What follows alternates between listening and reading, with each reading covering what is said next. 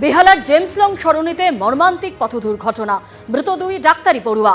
ভোর রাতে বাইকে যাবার সময় পিষে দেয় লরি, মৃত্যু দুই এমবিবিএস পড়ুয়ার। মৃত দুজন জোকা ইএসআই হাসপাতালের এমবিবিএস পড়ুয়া। গতকাল রাতে খাওয়া দাওয়া করতে দুটি বাইকে বেরোয় কয়েকজন পড়ুয়া। ভোর 3:30 নাগাদ হোস্টেলে ফেরার সময় দুটি বাইককে পিষে দেয় লরি।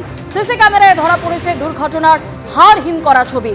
মৃতদের একজনের বাড়ি ভাঙড়ে, অন্যজন হরিদেবপুরের বাসিন্দা। ঠাকুরপুকুরে দুর্ঘটনা, মৃত্যু হলো দুই এমবিবিএস পড়ুয়ার।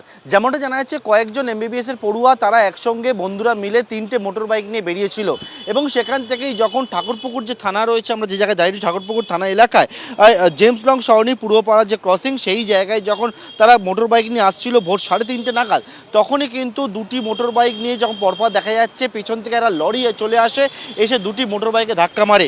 তাতে থার্ড ইয়ারে দুই এমবিবিএস পড়ুয়ার মৃত্যুর ঘটনা ঘটেছে এবং ঘাতক লরিটি পলাতক অবস্থা রয়েছে। পুলিশ গোটা ঘটনা তদন্ত শুরু করেছে। সিসি ক্যামেরা বন্দী হয়েছে গোটা দুর্ঘটনার বিষয়টি। এবং যেমনটা জানা যাচ্ছে, কয়েকজন বন্ধুরা মিলে একেবারে জোকা ইএসআই হাসপাতাল থেকে তারা বেরিয়েছিল খাওয়া দাওয়া করার জন্য এবং তারপর ভোর রাত্রে যখন তারা মোটর বাইক নিয়ে ফিরছিল তখনই ঘটে এই ভয়াবহ দুর্ঘটনা। ক্যামেরা দীপ্তনু চক্রবর্তীর সঙ্গে পার্থপ্রতিম ঘোষ, এবিপি আনন্দ, কলকাতা। মৃত দুজন জোকা ইএসআই হাসপাতালের এমবিবিএস পড়ুয়া। প্রাথমিকভাবে যে খবর পাওয়া যাচ্ছে যে গতকাল রাতে খাওয়া দাওয়া করতে দুটি বাইকে বেরোয় কয়েকজন পড়ুয়া। ভোর 3:30 নাগাদ হোস্টেলে ফেরার সময় দুটি বাইককে পিষে দেয় লরি। সিসি ক্যামেরায় ধরা পড়েছে দুর্ঘটনার হাড় হিম করা সেই ছবি। রোডে নাকি সামথিং কিছু দুর্ঘটনার কারণে অ্যাক্সিডেন্টটা হয়। এবার আমরা তো স্পেসিফিক্যালি জানতাম না কী হয়েছে। সো ফায়ার্সকে আমি কল করি, বাট দেখি না, ওর ফোনে কেউ কল তুলছে না। ফার্স্টে কল যাচ্ছিলো, তারপরে 3:30-4টার পর থেকে ফোনটা মেবি এখানে জমা নিয়েছিল, যেন সুইচ অফ হয়ে গেছিলো, আমরা কিছু জানতে পারিনি।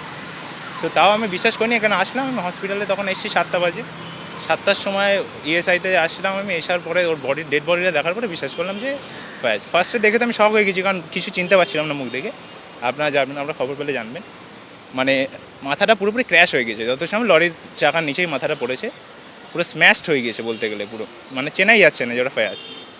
তো ওটা দেখার পরে এখনও মানে আতঙ্কে আছে ওটা। সব ডাক্তারি ছাত্র? হ্যাঁ, ডাক্তারি ছাত্র। এই 3rd সেমিস্টার দেবে হয়তো এই বছর। শকড। আমার তো মনে হয় সিসিটিভিটা একবার চেক করা উচিত, যে লরিটা কি আদৌ ওভার স্পিডিং করে আসছিল নাকি একটু দেখে ইচ্ছা করে গেল, হোয়াট এভার। যাই হোক, আমার মতে সিসিটিভি যদি কোনো থেকে থাকে ফুটেজটা একবার চেক করা উচিত। আর বাইকের স্পিডের ওপরেও একটা কোশ্চেন আসছে।